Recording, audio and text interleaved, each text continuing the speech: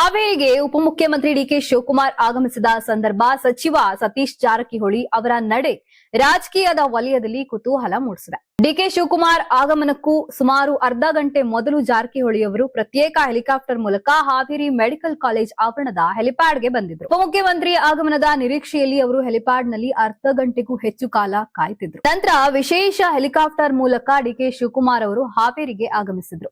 ಹೆಲಿಪ್ಯಾಡ್ನಲ್ಲಿ ಹಾವೇರಿ ಜಿಲ್ಲಾಡಳಿತವು ಅವರಿಗೆ ಅಧಿಕೃತ ಸ್ವಾಗತವನ್ನ ಕೋರಿತು. ಈ ವೇಳೆ ಜಾರಕಿಹೊಳಿ ಅವರು ಸ್ವತಃ ಉಪಮುಖ್ಯಮಂತ್ರಿಯವರನ್ನ ಬರಮಾಡಿಕೊಂಡ್ರು. ಗಮನಾರ್ಹ ಪ್ರತ್ಯೇಕ ಹೆಲಿಕಾಪ್ಟರ್ಗಳಲ್ಲಿ ಆಗಮಿಸಿದ್ರು ಡಿಕೆ ಶಿವಕುಮಾರ್ ಮತ್ತು ಸತೀಶ್ ಜಾರಕಿಹೊಳಿ. ನಂತರ ಒಂದೇ ಕಾರಿನಲ್ಲಿ ಕಾರ್ಯಕ್ರಮಕ್ಕೆ ಸ್ಥಳಕ್ಕೆ ತೆರಳಿದ್ರು. ಜಾರಕಿಹೊಳಿ ಅವರು ಉಪಮುಖ್ಯಮಂತ್ರಿಗಾಗಿ ಕಾದು ನಿಂತಿದ್ದ ರಾಜಕೀಯ ವಲಯದಲ್ಲಿ ಚರ್ಚೆಗೆ ಕಾರಣವಾಗಿದೆ.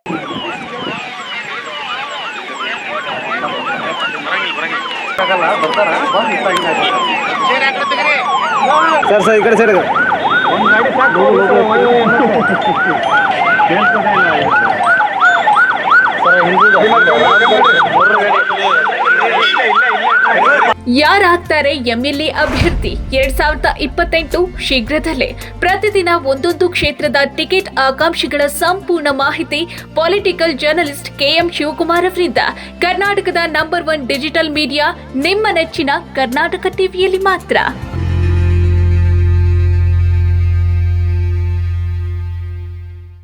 ನೀವು ಸಣ್ಣ ಆಗ್ಬೇಕಲ್ವಾ? ಅದು ಒಂದು ಉತ್ತಮ ಆಹಾರದಿಂದ ಸಣ್ಣ ಆಗ್ಬೇಕಲ್ವಾ? ಪ್ರತಿದಿನ ನಮ್ಮ ಜೀನಿ ಸ್ಲಿಮ್ ನ ಯೂಸ್ ಮಾಡಿ ಯಾವುದೇ ಸೈಡ್ ಎಫೆಕ್ಟ್ ಇಲ್ದಂಗೆ ನೀವು ಸಣ್ಣ ಆಗ್ತೀರಾ.